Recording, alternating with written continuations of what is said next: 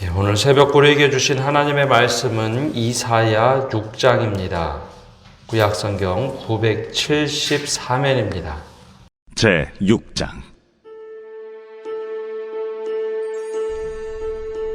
우시야 왕이 죽던 해에 내가 본즉 주께서 높이 들린 보좌에 앉으셨는데 그의 옷자락은 성전에 가득하였고 스랍들이 모시고 섰는데 각기 6 날개가 있어 그 둘로는 자기의 얼굴을 가리었고 그 둘로는 자기의 발을 가리었고 그 둘로는 날며 서로 불러 이르되 거룩하다, 거룩하다, 거룩하다, 만군의 여호와여, 그의 영광이 온 땅에 충만하도다. 이같이 화답하는 자의 소리로 말미암아 문지방의 터가 요동하며 성전의 연기가 충만한지라. 그때에 내가 말하되 화로다, 나여 망하게 되었도다. 나는 입술이 부정한 사람이요 나는 입술이 부정한 백성 중에 거주하면서 만군의 여호와이신 왕을 베었음이로다 하였더라. 그때에 그 스랍 중에 하나가 부젓가락으로 제단에서 집은 바 핀수칠 손에 가지고 내게로 날아와서 그것을 내 입술에 대며 이르되 보라, 이것이 내 입에 닿았으니 내 악이 체하여졌고 내 죄가 사하여졌느니라. 내가 또 주의 목소리를 들으니 주께서 이르시되 내가 누구를 보내며 누가 우리를 위하여 갈꼬? 내가 여기 있나이다. 나를 보내소서. 가서 이 백성에게 이르기를 너희가 듣기는 들어도 깨닫지 못할 것이요 보기는 보아도 알지 못하리라 하여 이 백성의 마음을 둔하게 하며 그들의 귀가 막히고 그들의 눈이 감기게 하라. 염려하건대 그들이 눈으로 보고 귀로 듣고 마음으로 깨닫고 다시 돌아와 고침을 받을까 하노라. 주여, 어느 때까지니이까? 성읍들은 황폐하여 주민이 없으며 가옥들에는 사람이 없고 이 토지는 황폐하게 되며 여호와께서 사람들을 멀리 옮기셔서 이 땅 가운데 황폐한 곳이 많을 때까지니라. 그 중에 10분의 1이 아직 남아있을지라도 이것도 황폐하게 될 것이나 밤나무와 상수리나무가 배임을 당하여도 그 그루터기는 남아있는 것 같이 거룩한 씨가 이 땅에 그루터기니라. 이 새벽에도 하나님의 은혜와 평강이 함께하기를 축복합니다. 이사야 6장의 말씀입니다. 오늘 이 말씀은 이사야의 소명장이라고 불리는 선지자로 부름을 받는 말씀이기도 합니다. 하나님의 시간은 영원하기 때문에 하나님의 시간은 늘 우리에게는 현재입니다. 과거에 우리가 하나님을 경험했다면 그 시간도 하나님에게는 현재입니다. 우리에게는 그래서 늘 현재에 오시는 하나님입니다. 과거의 하나님도 아니고 미래의 하나님도 아니고 늘 현재의 하나님입니다.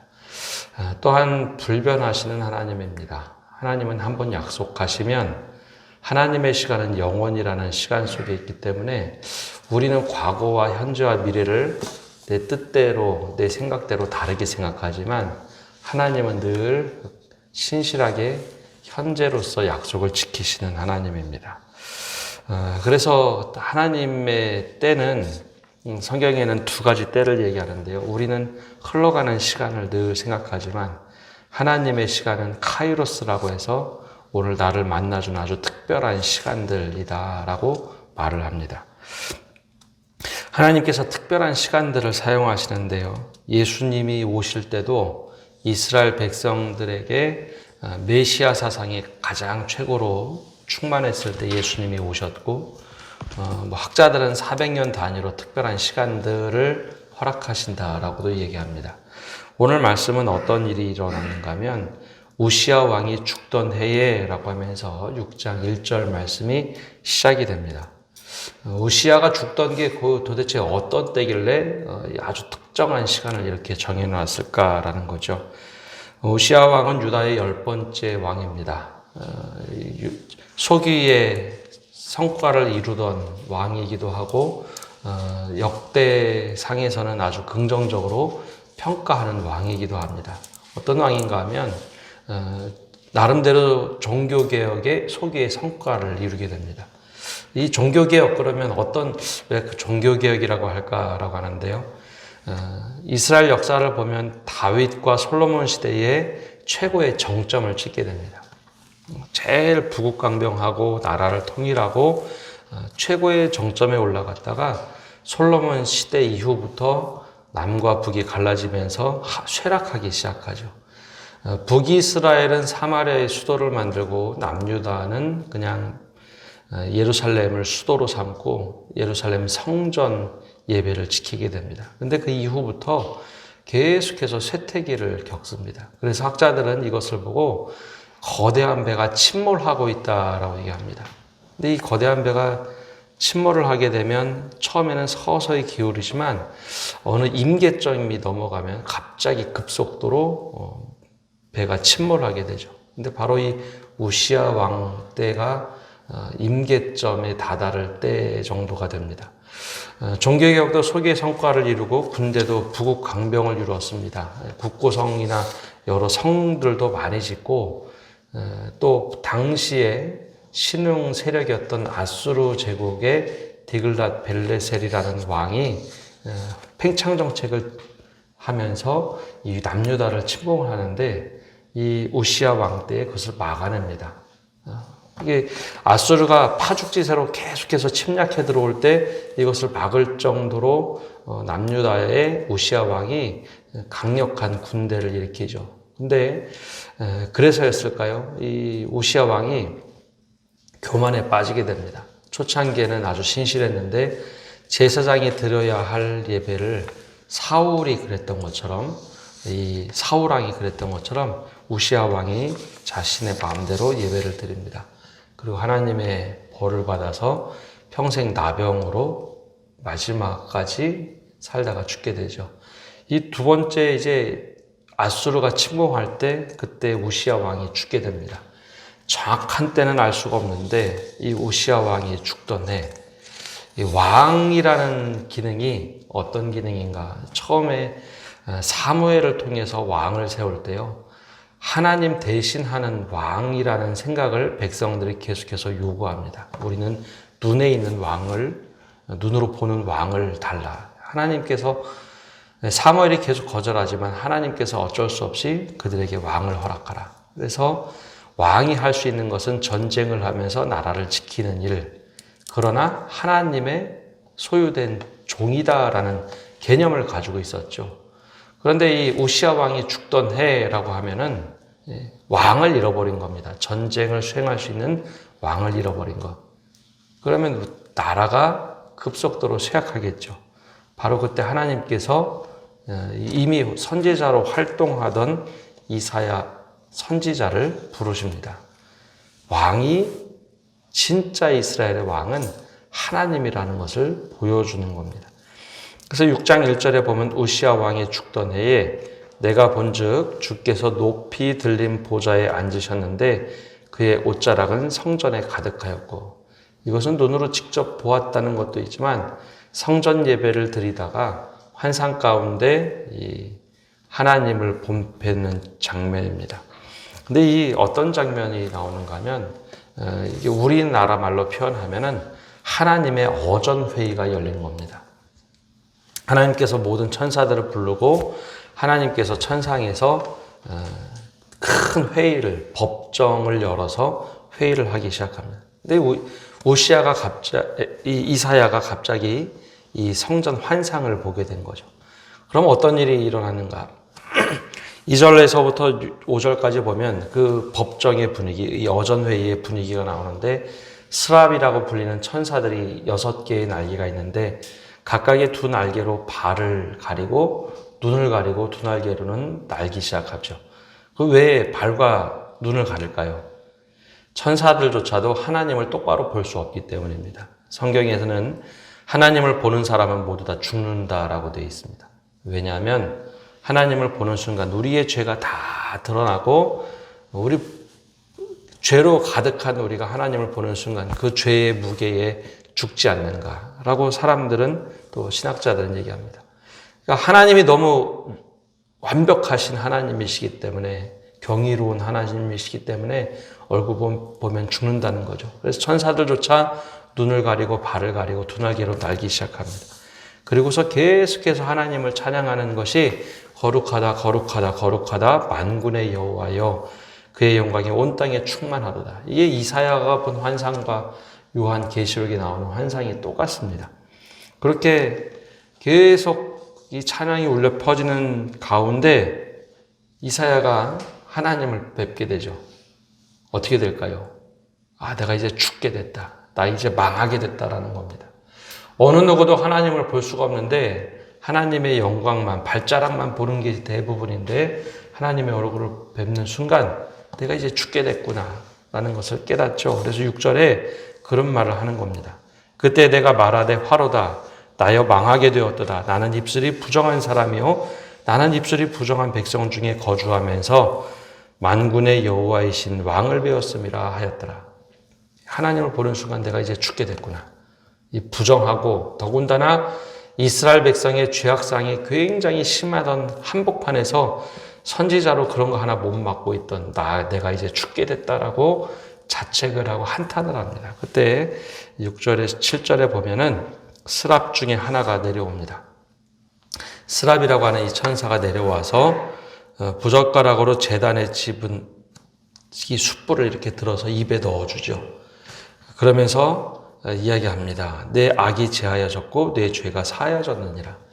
네 입에서 나오는 그 죄 계속 쏟아져 나오는데 그 입술에 이 향로불을 갖다 대면서 이제 나오는 모든 혀가 다 타버리고 새롭게 됐으니 죄가 사해졌다. 너 이제 더 이상 부정한 자가 아니다라는 겁니다. 근데 이제 이 장면이 왜 시작이 되었을까라는 겁니다. 오시아가 죽던 해에 하나님께서는 이제 하나님의 일을 하시려고 큰 회의, 즉 법정을 여셨습니다. 근데 앞에 이사야 1장에서 5장까지 나왔던 말씀을 좀 상기해 보면 어떤 법정이 이루어졌을까요? 앞에 나오는 내용을 쭉 보면은 하나님께서 이미 결정하신 것이 있습니다. 재판장으로서 왕으로서 결정한 것은 이스라엘을 가만히 내버려 두지 않고 지금까지는 관망했다면 이제 심판을 하시겠다는 법정입니다. 근데 이 하나님께서는 그냥 홀로 일하시는 것이 아니라 반드시 사람을 통해서 일하고 또 어떤 존재를 통해서 일하는데 이미 재판의 결론은 나 있습니다. 선언만 하시면 되는 상황입니다. 그때 이사야 선지자를 불러서 이 어전 회의를 참관토록 하셨죠. 그래서 하나님께서 화가 나셔서 이런 말씀을 합니다. 8절에 보면 내가 또 주의 목소리를 들으니 주께서 이르시되 내가 누구를 보내며 누가 우리를 위하여 갈고 하시니 그때 내가 이르되 내가 여기 있나이다 나를 보내소서 하였더니 조금 전까지만 하더라도 하나님의 얼굴을 뵙고 죽겠다고 했던 망하게 됐다라고 했던 이사야가 이 스랍이 넣어준 이 향로불을 입에 숯불을 댄 다음에 부정함이 사라지고 이제는 악이 제하여졌으니 괜찮다 말하자 이 하나님의 음성이 들리기 시작하는 거죠. 근데 이게 하나님의 음성이 이미 선포되었던 말씀입니다. 이게 무슨 말일까요? 내가 누구를 보내며 누가 우리를 위하여 갈고. 이 법정이 지금 엄한 분위기를 좀 설명하자면 이런 분위기입니다. 하나님이 이제 너무 화가 나셔서 진노를 이스라엘 백성에게 내려야 하는데 야, 너 누가 갈래? 천사들을 모아놓고 이런 얘기를 하는 겁니다. 누가 가서 이 소식 전할래? 이게 옛날 사극 보면은요, 왕이 화가 나서 막 소리를 지를 때는 신하들이 고개를 숙이고 아무 말도 안 합니다. 바로 그런 장면입니다. 스랍들을 모아놓고 하나님이 누가 갈 거냐? 내가 누구를 보낼까? 아무도 대답을 안 합니다. 너무 하나님의 진노가 무섭기 때문이죠. 근데 얼떨결에 이사야가 손을 번쩍 들고 얘기합니다. 주님, 내가 여기 있사니 나를 보내소서. 사실 이거 소명장이라고는 하는데 이사야는 이게 어떤 일인지 모르고 하나님의 음성을 듣고 그냥 반응한 겁니다. 누가 갈래? 천사들은 압니다. 스랍들은 압니다. 이게 얼마나 어려운 일인지 다들 꺼려 하는데 이사야가 번쩍 손을 들고 얘기합니다. 제가 가겠습니다. 내가 여기 있습니다. 그리고 나서 이 말씀을 보면 좀 분위기가 이해가 갑니다. 9절에 보면 이렇게 말씀하시죠. 여호와께서 이르시되 가서 이 백성에게 이르기를 너희가 듣기는 들어도 깨닫지 못할 것이요 보기는 보아도 알지 못하리라 하여 이 백성의 마음을 둔하게 하며 그들의 귀가 막히고 그들의 눈이 감기게 하라. 염려하건대 그들의 눈으로 보고 귀로 듣고 마음으로 깨닫고 다시 돌아와 고침을 받을까 하노라 하시기로. 이 무슨 말일까요? 가서 축복하라는 말이 아닙니다. 선지자라면 구원을 선포하는 말씀을 듣고 가서 이야기해야 될 것 같은데 하나님이 지금 뭐라고 하시냐면 야, 너 똑바로 가서 잘 전해라. 그들이 깨닫고 회개하지 않도록 전해라. 라는 이야기입니다. 천사들은 이 이야기를 이미 알고 있었습니다. 천사들도 가서 구원을 선포하고 너희가 회개해야 된다. 그 말 선포하는 것은 좋아하지만 하나님이 말씀하시기를 그들이 듣고 깨닫지 못하게 해라. 보아도 보지 못하고 들어도 듣지 못하고 깨닫지 못하도록 그들이 우둔하도록 해라. 행여나 그들이 회심할까 걱정이 되니 절대 회심하지 못하도록 말씀을 전하고 너희 망한다고 선포하게 해라. 요나 말씀하고는 참 많이 다릅니다. 요나는 너희가 가서 심판을 선포하라. 심판을 선포했더니 니느웨의 성이 갑자기 회개하고 회심을 하죠. 근데 이사야가 받아들었던 말씀은 그런 말씀도 아닙니다. 아예 깨닫지 못하고 망하도록 너는 그 임무를 수행하라 라는 겁니다. 이런 내용을 알았기 때문에 천사, 스랍들도 어느 누구도 대답을 하지 않았습니다. 얼마나 이게 어려울까요? 망하도록 하는 것을 선포하는 것. 그래서 이사야가 좀 당황해서 11절에 이렇게 얘기하는 겁니다. 내가 이르되 주여 그러면 어느 때까지이니까 하였더니 주께서 대답하시되 성읍들은 황폐하여 주민이 없으며 가옥들에는 사람이 없고 토지는 황폐하게 되며 여호와께서 사람들을 멀리 옮기셔서 이 땅 가운데 황폐한 곳이 많을 때까지니라. 이게 무슨 얘기일까요? 나라가 완전히 망할 때까지 너는 계속해서 이 이야기를 전하라입니다. 그래서 이사야의 소명장이 내가 주님 내가 여기 있사오니 주님 말씀하여 주옵소서 나를 보내소서 굉장히 환영 속에서 이루어진 것처럼 착각하기 쉽지만 이사야가 소명을 받았던 때는 굉장히 엄중한 상황에서 이 소명을 받게 됩니다. 그래서 너는 나라가 완전히 망할 때까지 계속해서 나라가 망하도록 선언해라. 근데 사람들이 깨닫지 못하고 그냥 망하도록 할 때까지 선포하라. 그래서 13절에 근데 아주 의미심장한 말씀을 하고 6장이 마칩니다. 그 중에 10분의 1이 아직 남아있을지라도 이것도 황폐하게 될 것이나 밤나무와 상수리나무가 배임을 당하여도 그 구루터기는 남아있는 것 같이 거룩한 씨가 이 땅에 구루터기니라 하시더라. 어떤 말씀일까요? 이 말씀은 나라가 완전히 망한 것처럼 보여지는데 구루터기가 남아있기 때문에 구루터기에서 새싹이 날 것이다 라는 희망의 메시지를 이사야에게만 말씀하십니다. 이스라엘 백성에게 너희는 이제 구루터기가 되어야 한다라는 말이 아닙니다. 사실 우리는 지금 이 성경 말씀을 보기 때문에 남은 자 사상, 완전히 나라가 패망하고 믿음을 다 잃어버린다 할지라도 우리는 구루터기 같은 신앙을 가져야 된다. 아주 소수가 남아서 믿음을 지켜야 된다라고 이해하지만 원래 이사야가 받은 소명은 너는 끝까지 나라가 망할 것이라는 것을 선포해라. 그러면 내가 구루터기를 남게 하겠다. 하나님의 음성입니다.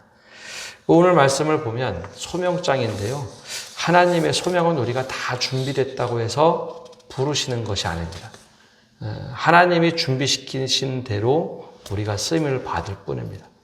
그리고 하나님의 때가 돼서 하나님의 일을 하실 때는 우리가 준비되고 준비되지 않은 거에 상관없이 하나님이 일을 하십니다. 그러나 특별한 것은 하나님께서 우리에게 말씀하실 때 그것에 대해서 반응하는 사람들을 통해서 일하신다는 겁니다. 이것이 좀 다른 겁니다. 우리 생각에는 우리가 계획되고 우리가 준비되고 주님 내가 여기 있사오니 나를 보내소서라고 이사야 선지자가 말했다라고 생각이 되지만 이 말씀의 전체적인 맥락을 보면 제대로 준비되지 않은 상태에서 얼떨결에 하나님의 말씀에 반응을 합니다. 그러자 하나님의 구체적인 계획을 말씀해 주시고 그 말씀을 통해서 이사야가 우리가 알고 있는 그 위대한 일들을 선지자로서 활동하게 됩니다. 하나님이 우리에게 어떤 말씀을 하고 계십니까? 그 음성에 반응하는 사람들을 통해서 일을 하십니다. 그리고 선지자들에게 가장 어려웠던 것은 늘 축복의 말씀이 아니라 하나님의 말씀을 똑바로 전하라 하였습니다. 이것이 가장 어려운 겁니다. 그래서 하나님의 말씀을 붙잡고 달려갔던 사람들이 이사야나 예레미야나 그런 사람들이죠. 근데 많은 거짓 선지자들은 그 음성을 듣지 못하고 축복의 이야기만 합니다.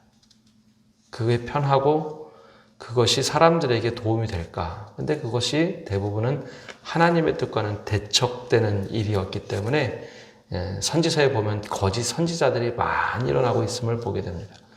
오늘 말씀 우리가 묵상하면서 하나님 나에게 말씀하실 때는 나는 어떻게 반응해야 될까요? 나를 하나님께서 말씀하실 때는 그 말씀을 내가 어떻게 이 말씀을 붙잡고 살아야 될까요? 오늘 이 새벽에도 그 말씀 기억하면서 기도하시고 또 주님께 사로잡혀 살아가는 성도 여러분 되시기를 바랍니다. 기도하겠습니다. 하나님, 오늘도 저희가 주님 앞에 나와 기도하며 나갑니다. 하나님의 특별한 때에 하나님이 일하실 때 사람을 사용하시는데 우리를 부르시는 때는 언제인지 우리가 그 음성에 귀 기울이게 하여 주옵소서. 또한 하나님께서 말씀하시는 것에 반응할 때 우리에게 말씀하시는 하나님, 또 우리를 통하여 일하시는 하나님이라는 것을 깨닫게 하여 주시옵소서. 오늘 이사야에게 소명을 넣어주실 때 참 당혹스럽고 어려운 말씀임에도 불구하고 이사야가 그 말씀을 듣고 사역을 시작합니다. 우리에게도 때로는 우리가 당혹스럽고 어려운 일들이 우리에게 펼쳐질 때 주님의 음성을 잘 분별하고 주님의 말씀에 따라 살아갈 수 있는 저희 되도록 은혜를 내려 주옵소서. 오늘 한 날도 주님께 모든 것 맡겨드리며 예수님의 이름으로 기도합니다. 아멘.